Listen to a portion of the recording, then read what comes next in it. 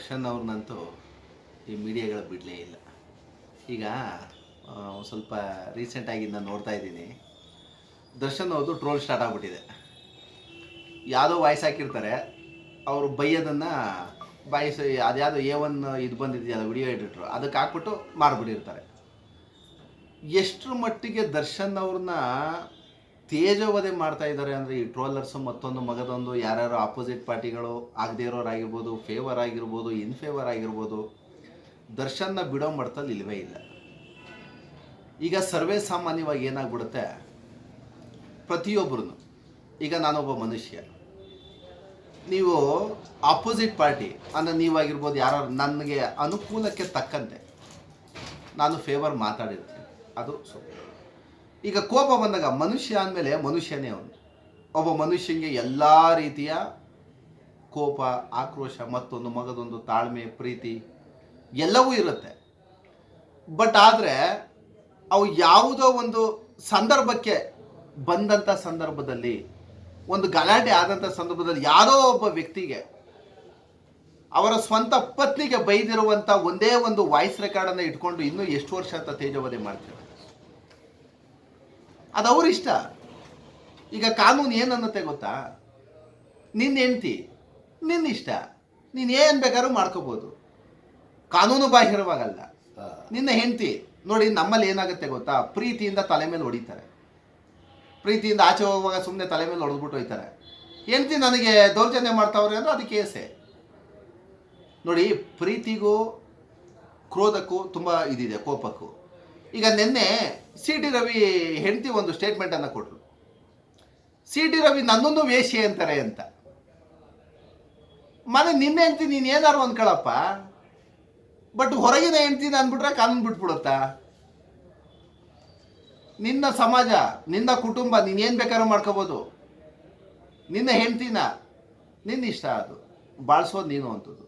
But ಅವ್ರು case ಕೊಟ್ಟಾಗಷ್ಟೇ ಅದು ಇದಾಗಲ್ಲ. ಎಸ್, ಬಟ್ ಆದರೆ ಈ ಪಾಪ ನೋಡಿ, ಯಾರೋ ಒಬ್ಬ ವ್ಯಕ್ತಿ, ಸಮಾಜ ದಯಮಾಡಿ ಪ್ರತಿಯೊಬ್ಬರು ಅರ್ಥ ಮಾಡ್ಕೋಬೇಕು. ಒಬ್ಬ ವ್ಯಕ್ತಿ, ಯಾವ್ದಾದ್ರು ಒಬ್ಬ ವ್ಯಕ್ತಿ ತುಂಬ ಲೋ ಲೆವೆಲಿಂದ ಹಿಡಿದು ಒಂದು 100 ಕೋಟಿ ಆಸ್ತಿ ಮಾಡುವಂಥ ಮಟ್ಟಕ್ಕೆ ಅವನು ಹೋಗ್ತಾನೆ. ಲಕ್ಷಾಂತರ ಜನ, ಕೋಟ್ಯಾಂತರ ಜನ ಅಭಿಮಾನಿಯನ್ನು ಅವನು ಎಳೆದು ಹಿಡ್ಕೋತಾನೆ ಅಂದರೆ, ಅವನು ಆ ಫೀಲ್ಡಲ್ಲಿ ರಕ್ತವನ್ನು ಹರಿಸ್ಬಿಟ್ಟಿರ್ತಾನೆ. ಸರ್, ನೀವು ಅಂದ್ಕೋಬೋದು ದುಡ್ಡಿದೆ, ಹೆಸರಿದೆಯೇ, ಅವನು ಏನು ಬೇಕಾದ್ರೂ ಮಾಡ್ಬೋದು ಅಂತ. ಸರ್, ಸತ್ಯವಾಗ್ಲೂ ಹೇಳ್ತೀನಿ, ನೀವಿವತ್ತು ಈ ಲಗ್ಗೆರೇನೋ ಈ ನಮ್ಮ ಯಶವಂತಪುರದಲ್ಲೂ ಸ್ಲಮ್ಗೆ ಹೋಗಿ ಸರ್, ಅವರು ಊಟ ಮಾಡಿರ್ತಾರೋ ಬಿಟ್ಟಿರ್ತಾರೋ ಗೊತ್ತಿಲ್ಲ, ಆ ಮೋರಿ ಹರಿತಾ ಇರುತ್ತೆ, ಆ ಪಕ್ಕದಲ್ಲಿ ಅಡುಗೆ ಮಾಡ್ಕೊಂಡು ತಿಂತಾ ಇರ್ತಾರೆ, ಆರಾಮಾಗಿ ನಿದ್ದೆ ಮಾಡ್ತಾರೆ ಸರ್. ಈ MLA MP ಗಳಿಗೆಲ್ಲ ನಿದ್ದೆ ಬರುತ್ತೆ ಅಂದ್ಕೊಂಡಿದ್ದೀರಾ? ಅವರೆಲ್ಲ ನಿದ್ದೆ ಮಾಡೋದು 12ರಿಂದ 1 ಗಂಟೆ, ಎದ್ರೊಳೋದು 8 ಗಂಟೆ. ಬರಬಾರದು ಬಂದಿರುತ್ತೆ BP ಶುಗರ್ಗಳು. ಎಲ್ಲ MLA MP BP ಶುಗರೇ. ದುಡ್ಡಿರುವಂಥ ಪ್ರತಿಯೊಬ್ಬಂಗೂ ನಿದ್ದೆ ಬರಲ್ಲ, ಇದು ಸತ್ಯ. ಆಮೇಲೆ ಅಭಿಮಾನಿಗಳಿಗೆ ನಾನು ಹೇಳುವಂಥದ್ದು, ಸರ್, ನೀವು ಕರೆಕ್ಟಾಗಿ ಎಜುಕೇಟೆಡ್ ಆಗಿ, ಆಮೇಲೆ ನೀವು ನನ್ನ ಸಂಸಾರ ಹೇಗಿದೆ, ನನ್ನ ತಂದೆ ತಾಯಿ ಹೇಗಿದ್ದಾರೆ, ನಾನು ಗಾಡಿ ಲೋನ್ ಕಟ್ಟಿದ್ದೀನ, ನನ್ನ ಹತ್ರ ಗಾಡಿ ಇದೆಯಾ ಓಡಾಡೋದಕ್ಕೆ, ನನ್ನ ಹತ್ರ ಗಾಡಿನಲ್ಲಿ ಓಡಾಡ್ತಾ ಇದ್ದೀನಿ, ನೆಕ್ಸ್ಟು ಕಾರಲ್ಲಿ ಓಡಾಡುವಂಥ ಮನೋಪ್ರವೃತ್ತಿಯನ್ನು, ಒಂದು ಸಾಧನೆ ಮಾಡುವಂಥ ಇದನ್ನು ನಾವು ಬೆಳೆಸ್ಕೋಬೇಕೋ ಹೊರತು ಕಾರಿರೋನ್ನ ಅನುಕರಣೆ ಮಾಡ್ಕೊಂಡು ಹೋಗ್ಬಿಟ್ರೆ ನೀವು ಯಾವಾಗ್ರಿ ಆ ಥರ ಆಗುವಂಥದ್ದು.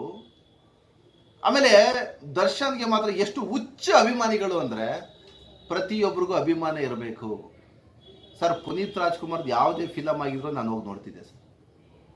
ಯಾಕೆ ಗೊತ್ತಾ, ಅವರು ಒಂದು ಫಿಲಮಲ್ಲೂ ಡಬಲ್ ಮೀನಿಂಗ್ ಇಲ್ಲ, ಡಬಲ್ ಮೀನಿಂಗ್ ಮಾತಾಡಲ್ಲ, ಅಂದರೆ ತುಂಬ ರೇರ್. ಆಮೇಲೆ ಸ್ಕ್ರಿಪ್ಟ್ ಎಷ್ಟು ಚೆನ್ನಾಗಿ ಬರುತ್ತೆ ಅಂದರೆ, ಫುಲ್ಲಿ ಫ್ಯಾಮಿಲಿ ಓರಿಯೆಂಟೆಡ್, ಎಲ್ಲ ಸಂಸಾರ ಸಮೇತವಾಗಿ ಕೂತು ನೋಡುವಂಥ ಫಿಲಮ್ಗಳು ಸರ್. ಆ ಸಿನಿಮಾಗಳನ್ನು ನೋಡಿದಾಗ ಏನಾಗೋದು ಗೊತ್ತಾ, ಅಭಿಮಾನ ತಾನಾಗಿ ಬರುತ್ತೆ. ಈ ಕರ್ನಾಟಕ ಇರೋ ತನಕನು, ಈ ದೇಶ ಇರೋ ತನಕನು ರಾಜ್ಕುಮಾರ್ ಅವ್ರನ್ನ, ವಿಷ್ಣುವರ್ಧನ್ನ, ಅಂಬರೀಷ್ ಅವ್ರನ್ನ ಮರೆಯೋದಕ್ಕಾಗತ್ತೇನ್ರಿ? ಯಾಕೆ ಗೊತ್ತಾ, ಅವರೆಲ್ಲ ಫ್ಯಾಮಿಲಿ ಓರಿಯೆಂಟೆಡ್ ಮೂವೀಸು. ಯಾವ ಹೆಣ್ಣು ಮಕ್ಕಳಿಗೂ ಅಸಭ್ಯವಾಗಿ ನಡ್ಕೋತಿರ್ಲಿಲ್ಲ, ಸಮಾಜಕ್ಕೆ ನಡ್ಕೋತಿರ್ಲಿಲ್ಲ. ನಾನು ನೆನ್ನೆ ನೋಡಿದೆ, ಅದು ಯಾವುದೋ ಒಂದು ಸ್ಟೇಟ್ಮೆಂಟಲ್ಲಿ ನೋಡ್ತಾ ಇದ್ದೆ, ರಾಜ್ಕುಮಾರ್ ಅವರು ಒಂದು ಫಿಲಮಲ್ಲೂ ಸಹ ಡ್ರಿಂಕ್ಸ್ ಮಾಡಿಲ್ಲ, ಸ್ಮೋಕ್ ಮಾಡಲಿಲ್ಲ. ನನಗೆ ಗಾಬರಿ ಆಗೋಯ್ತು. ಹೌದಪ್ಪ, ನಾನು ಎಲ್ಲ ಫಿಲಮು ನೋಡಿದ್ದೀನಿ, ಯಾವ ಫಿಲಮಲ್ಲೂ ಸಿಗರೇಟ್ ಮುಟ್ಟೇ ಇಲ್ಲ ಅವರು. ಅದೇನೋ ಒಂದು ಇದು ಆವಾಗಿನ ಕಾಲದಲ್ಲಿ ಅದೇನೋ ಒಂದು ಬಾಯಿಗೆ ಇಟ್ಕೋತಾರಲ್ಲ, ಅದೇನೋ ಒಂದು ನೋಡಿದ್ದೆ ನಾನು. ಏನಂತಾರೆ ಅದಕ್ಕೆ, ಏನೋ ಒಂದು ಭಂಗಿ ಮಾತ್ರ ಒಂದು ಸೇರ್ತಾರೆ. ಅದು ಆ ಒಂದು ಪಾತ್ರಕ್ಕೆ ಸಂದರ್ಭದಲ್ಲಿ ಬರುತ್ತಷ್ಟೆ. ಅವರು ಡ್ರಿಂಕ್ಸ್ ಮಾಡಿದ್ರು ನಾನು ನೋಡಲೇ ಇಲ್ಲ. ಈಗೇನು ತುಂಬ ವರ್ಷಗಟ್ಟಲೆ ಓಡಿದೆ ಸಿನಿಮಾಗಳು, ಅದರಲ್ಲಿ ಯಾವುದು ಅಸಂಬದ್ಧವಾಗಿ ಸಾರ್ವಜನಿಕ ಸಮಾಜಕ್ಕೆ ಕೆಟ್ಟ ಸಂದೇಶವನ್ನು ಕೊಡುವಂಥ ಒಂದೇ ಒಂದು ಫಿಲಮ್ನ ಡಾಕ್ಟರ್ ರಾಜ್ಕುಮಾರ್ ಮಾಡಿಲ್ಲ.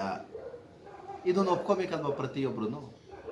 ಯಾಕೆ ನಮ್ಮಲ್ಲಿ ಅಭಿಮಾನ ಅನ್ನೋದು ಏನಾಗುತ್ತೋ ಗೊತ್ತಾ, ಇದರಿಂದನೇ ಬರುವಂಥದ್ದು. ನಾನು ಕೂಡ ರಾಜ್ಕುಮಾರ್ ಅಭಿಮಾನಿ. ರಾಜ್ಕುಮಾರ್ ಅವರು ಕಸ್ತೂರಿ ನಿವಾಸ ಒಂದು ಇದು ಮಾಡ್ತಾರೆ ಅಂದರೆ, ನಾನು ಸತ್ರೂ ಯಾರ ಹತ್ರನೂ ₹1 ಕೇಳಬಾರ್ದು ಅಂತ ನನ್ನ ಮನಸ್ಸಲ್ಲಿ ಡಿಸೈಡ್ ಆಗುತ್ತೆ. ಬಂಗಾರದ ಮನುಷ್ಯ ಒಂದು ಫಿಲಮ್ ನೋಡಿದ್ರೆ ಯಾವನ್ನ ಹತ್ರನೂ ನಾವು ಭಿಕ್ಷೆ ಬಿಡಬಾರ್ದು. ನಾನು ದುಡ್ಡು ತಿನ್ನಬೇಕು. ರೈತ ಆದರೂ ಅಷ್ಟೇ, ಇವನಾದರೂ ಅಷ್ಟೇ. ಒಂದು ಒಳ್ಳೆ ಸ್ವಾಭಿಮಾನವನ್ನು ಬೆಳೆಸ್ಕೊಡುವಂಥದ್ದು ಬಂಗಾರದ ಮನುಷ್ಯ ಸಿನಿಮಾ. ಎಂತೆಂಥ ಸಿನಿಮಾ ಇದೆ ಗೊತ್ತಾ? ಆ ಸಿನಿಮಾಗಳನ್ನ ನೋಡಿದಾಗ ಏನಾಗುತ್ತೆ, ನಾವು ಆಟೋಮೆಟಿಕಲಿ ಅಭಿಮಾನವನ್ನು ಕೊಡಲೇಬೇಕಾಗತ್ತೆ. ಯಾಕೆಂದರೆ ಅಂಥ ಕಂಟೆಂಟ್ಗಳನ್ನು ಕೊಡ್ತೀವಿ. ದರ್ಶನ್ ಅವರು ಒಳ್ಳೊಳ್ಳೆ ಕಂಟೆಂಟ್ಗಳನ್ನು ಕೊಡ್ತಾರೆ ಅಭಿಮಾನಿಗಳಾಗಿ. ಅವ್ರ ಸಿನಿಮಾಗಳನ್ನ ಹೋಗಿ ಥಿಯೇಟ್ರಲ್ಲೇ ನೋಡಿ ಸಿನಿಮಾಗಳನ್ನು. ಬಟ್ ಆದರೆ ಈ ಹುಚ್ಚು ಅಭಿಮಾನ ಇದೆಯಲ್ಲ, ಆಮೇಲೆ ಏನಾಗ್ಬಿಡುತ್ತೆ ಅಂದರೆ, ಈ ಪ್ರತಿಯೊಂದು ನಾನು ಅಬ್ಸರ್ವ್ ಮಾಡಿರೋ ಥರ ನನಗೊಂದಷ್ಟು ಜನ ಮಾಹಿತಿ ಕೊಟ್ಟರು. ಒಂದೊಂದು ಡಿಸ್ಟಿಕಲ್ಲೂ ದರ್ಶನ್ ಅಭಿಮಾನಿಗಳ ಸಂಘ ಅಂತ ವಾಟ್ಸಪ್ಪಲ್ಲಿ ಗ್ರೂಪ್ ಮಾಡ್ಕೊಬಿಟ್ಟವ್ರಂತೆ. ಅವ್ರಿಗೇನು ಅಂದರೆ, ದರ್ಶನ್ ಒಳ್ಳೇದಾನು ಮಾಡಲಿ ಕೆಟ್ಟದಾನು ಮಾಡಲಿ, ದರ್ಶನ್ ನಮ್ಮೋನು ಅಷ್ಟೇ. ಸಮಾಜ ಇವತ್ತು ಹಂಗೇನು ಹೇಳ್ತಾರೆ, ಯುವ ಪೀಳಿಗೆ ಇದೆಯಲ್ಲ, ದರ್ಶನ್ ಅಭಿಮಾನಿಗಳ ಸಂಘ ಇದೆಯಲ್ಲ, ಅದೇನು ಮಾಡುತ್ತೆ ಅಂದರೆ, ದರ್ಶನ್ ಅವರು ಏನಾದರೂ ಮಾಡಲಿ, ದರ್ಶನ್ ಒಳ್ಳೆಯವನು ಅನ್ನೋ ಪ್ರತಿಪಾದನೆ ಮಾಡುವಂಥ ಕೆಲಸಗಳನ್ನು ಮಾಡ್ತಾ ಇದೆ ಹೊರತು, ಹೌದಪ್ಪ ಅವ್ನು ಯಾವುದೋ ಒಬ್ಬ ಅವನು ಏನಾದ್ರು ಮಾಡ್ಕೊಂಡು ಸಾಯ್ಲಿ, ಯಾವನೋ ಒಬ್ಬ ರೇಣುಕಾ ಸ್ವಾಮಿ ಅನ್ನೋನು ಯಾವುದೋ ಒಂದು ಅಸಂಬದ್ಧವಾದ ಮೆಸೇಜ್ನ ಕಳಿಸ್ತಾ, ಅಶ್ಲೀಲವಾದ ಮೆಸೇಜನ್ನು ಕಳಿಸ್ತಾ, ಬರೀ ಆ ಆ್ಯಂಗಲಲ್ಲ ನೋಡಿ ಒಂದು ಹೆಣ್ಣು ನಿಂದಕರಿಗೆ ನನ್ನ ಬಾಸ್ ದೇವರು ಕೊಟ್ಟಿರುವುದು ಶಿಕ್ಷೆ ಅಂತ ಪ್ರತಿಪಾದನೆ ಮಾಡ್ಕೋತಾರಲ್ಲ, ಇದೆಷ್ಟು ಮಟ್ಟಿಗೆ ಸರಿ? ಹಂಗಾರೆ ಒಬ್ಬ ಸೋಷಿಯಲ್ ಇದೆಯಲ್ಲ, ಯೂಟ್ಯೂಬು, ಫೇಸ್ಬುಕ್, ಇವೆಲ್ಲ ಸೋಷಿಯಲ್ ಮೀಡಿಯಾಗಳಿದೆಯಲ್ಲ, ಎಷ್ಟು ಲಕ್ಷ ಲಕ್ಷ ಅಶ್ಲೀಲ ಮೆಸೇಜ್ಗಳು ಪ್ರತಿನಿತ್ಯ ರವಾನೆ ಆಗ್ತವೆ ಅಂದರೆ, ಅವರೆಲ್ಲ ಹೋಗಿ ಮರ್ಡರ್ ಮಾಡ್ಬೇಕಾದ್ರೆ ಒಂದೊಂದು ದಿನಕ್ಕೆ 1 ಲಕ್ಷ ಹಣ ಬೀಳುತ್ತೆ. ಸೋಷಿಯಲ್ ಮೀಡಿಯಾ ಇವತ್ತು ಏನಾಗಿದೆ ಅಂದರೆ, ಅಪಪ್ರಚಾರ ಮಾಡುವಂಥ ಕೆಲಸಗಳೇ ಸೋಷಿಯಲ್ ಮೀಡಿಯಾ ಇರುವಂಥದ್ದು. ಅವಾಚ್ಯ ಸಂದೇಶಗಳನ್ನ ರಚನೆ ಮಾಡುತ್ತೆ. ಇವತ್ತು ನೋಡಿ, ಈ ಸೋಷಿಯಲ್ ಮೀಡಿಯಾಗಳಲ್ಲಿ ಏನಾಗುತ್ತೆ, ಈ ಸೆಕ್ಸ್ ಬಗ್ಗೆ ಏನು ಅಂತ ಕ್ಲೀನಾಗಿ ವಿಡಿಯೋ ಮಾಡಿ 7 ನಿಮಿಷ 8 ನಿಮಿಷ ಹಾಕಿರ್ತಾರಲ್ವ. ಮೊಬೈಲ್ಗಳನ್ನು ಎಲ್ಲ ಮಕ್ಕಳಿಂದ ಹಿಡಿದು ಸ್ಟೂಡೆಂಟ್ಸ್, ಇವತ್ತು 3ನೇ ಕ್ಲಾಸ್ ಮೇಲ್ಪಟ್ಟು ಎಲ್ಲ ಮಕ್ಕಳಿಗೂ ಮೊಬೈಲ್ ಕೊಟ್ಟಿದ್ದಾರೆ ಪೇರೆಂಟ್ಸು. ಮೊಬೈಲ್ ಎಳಿತದಂಗೆ ಗೊತ್ತಾಗುತ್ತಲ್ವ, ಫೇಸ್ಬುಕ್ ಯೂಟ್ಯೂಬಲ್ಲಿ ಬರುತ್ತಲ್ವ, ಲೈಂಗಿಕತೆಯ ಬಗ್ಗೆ ತಿಳ್ಕೊಳ್ಳಿ ಅಂದ್ಬಿಟ್ಟು ಕೊಟ್ಬಿಡ್ತಾರೆ. ಆ ಮಕ್ಕಳು ಅದನ್ನು ನೋಡಿದಾಗ ಆ ಮಕ್ಕಳ ಮನಸ್ಥಿತಿಯ ಮೇಲೆ ಎಂತಹ ಕೆಟ್ಟ ಪರಿಣಾಮ ಬೀರುತ್ತೆ ನೋಡ್ತೀರಾ? ಇವೆಲ್ಲ ಏನಾಗುತ್ತೆ ಅಂದರೆ ಕೆಟ್ಟ ಸಂದೇಶಗಳು. ಈ ಕೆಟ್ಟ ಸಂದೇಶಗಳನ್ನು ನೀಡುವಂಥ ಹಲ್ಕ ಕೆಲಸಗಳನ್ನು ಈ ಅಭಿಮಾನಿಗಳು ಮಾಡೋದು ಬಿಡಬೇಕು. ಈಗ ಏನಾಗುತ್ತೆ ಅಂದರೆ, ಅದೇ ನಾನು ಹೇಳಿದ್ನಲ್ಲ, ಯಾರು ದರ್ಶನ್ ಬಗ್ಗೆ ಅವಾಚ್ಯವಾಗಿ ಯಾರು ಮಾತಾಡ್ಬಿಟ್ರ ಟ್ರೋಲ್ ಮಾಡಿಬಿಡೋದು. ಯಾಕೆಂದರೆ ಇವ್ರದೇ ಫೇಸ್ಬುಕ್ ಪೇಜ್ಗಳಿದೆ, ಇವ್ರದೇ ಟ್ರೋಲ್ ಅಡ್ಮಿನ್ಗಳಾಗಿದ್ದಾರೆ. ನೋಡಿ, ಜಗತ್ತಲ್ಲಿ ಯಾರೇ ಆಗಲಿ ಬ್ರದರ್, ನಾನು ನೇರವಾಗಿ ಹೇಳುವಂಥದ್ದು ಅಭಿಮಾನಿಗಳಿಗೆ, ಈ ಸಮಾಜದಲ್ಲಿ ಕಾನೂನು ಇರೋದು ಹಂಗೆ. ಒಳ್ಳೆಯದನ್ನು ಮಾಡಿದ್ರೆ ನೀವು ಪ್ರೋತ್ಸಾಹ ಮಾಡಿ, ಕೆಟ್ಟದ್ದನ್ನು ಮಾಡದೆ ನಿರಾಕರಣೆ ಮಾಡಿ ಅಂತಲೇ ಕಾನೂನು ಇರೋದು. ಮಾನವೀಯ ಧರ್ಮವೂ ಸಹ ಇದೇ ಹೇಳುವಂಥದ್ದು. ಹಂಗಂತ ಯಾರೋ ಒಬ್ಬ ಮಾಡ್ದ ಅಂತ ಇವ್ರು ಕೊಲೆ ಮಾಡೋಕ್ಕೆ ತಿಂದ್ಕೊಂಡ್ರೆ ಸಮಾಜ ಅಸ್ತವ್ಯಸ್ತತೆ ಆಗುತ್ತೆ, ಅಸಮತೋಲನ ಆಗುತ್ತೆ.